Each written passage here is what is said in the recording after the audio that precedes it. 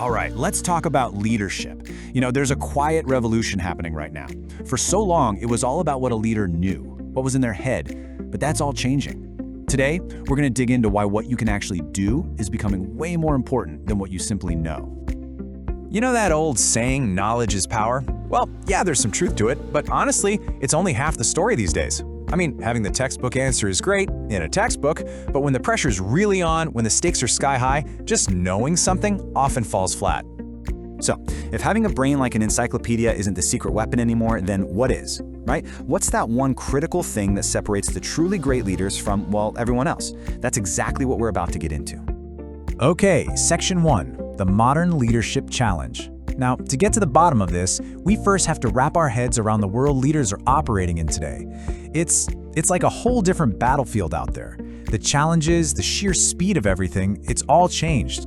Seriously, just think about it for a second. It's like a perfect storm. You've got constant uncertainty, which means you have to make decisions super fast. And those decisions, they're about incredibly complex problems, all while you're trying to lead diverse teams in what feels like a total pressure cooker.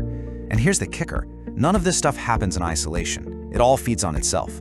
This is exactly where that textbook knowledge just breaks down. You need action, not just theory.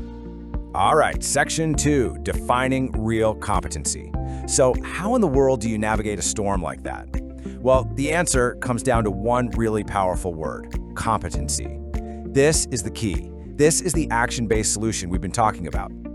And let's get really clear on what this means. Look at the words here. It's a leader's proven ability to act effectively.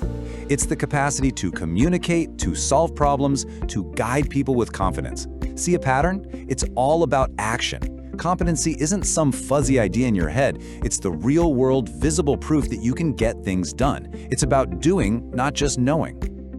This chart really nails the difference, doesn't it? Knowledge is the theory, what's on paper.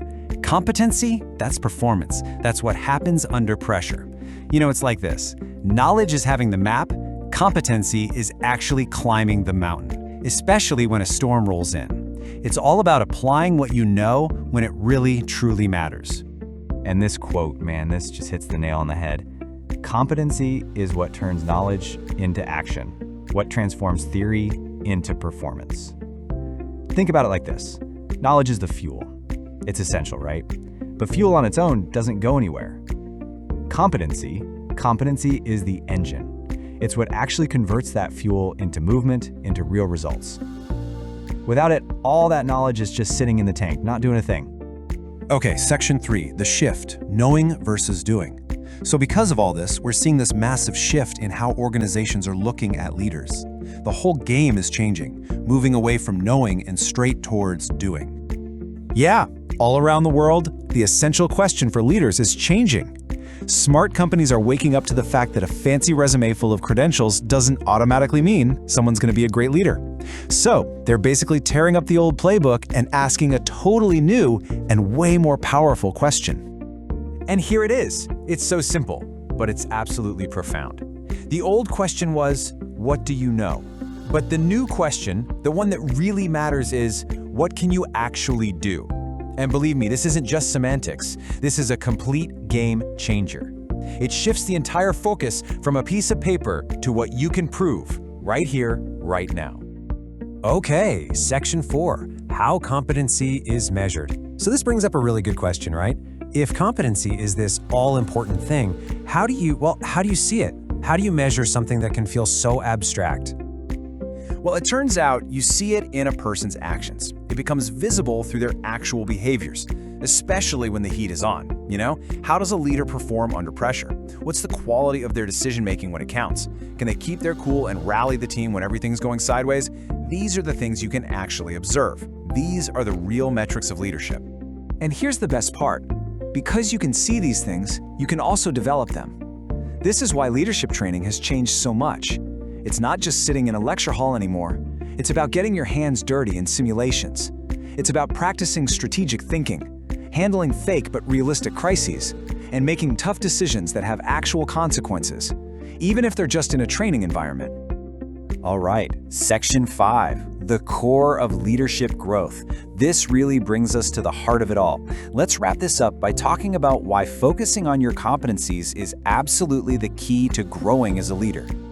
Think about it, we live in a world where the challenges are completely unpredictable. You just can't have a pre-written answer for every single problem that's going to come your way. It's impossible. So in this kind of environment, your biggest asset isn't your library of knowledge, it's your proven ability to act, to adapt, and to perform when things get weird and unexpected.